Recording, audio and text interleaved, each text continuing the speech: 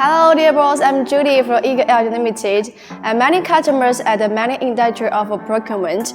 His not only the price is appropriate, right, but also the quality is excellent. So just like our LED display industry is also to show good effect, but also to affordable. And today let me teach you how to choose a suitable LED screen for their own display or store display price. So how much a square? If you want to play text or video picture, but the quality requirement is not so high, so we can choose P8 or P16 model. So one square is not expensive and the quality is very good. If the picture quality and the refresh rate requirement is relatively high, so we will choose this P4 below. And this one is P2.97.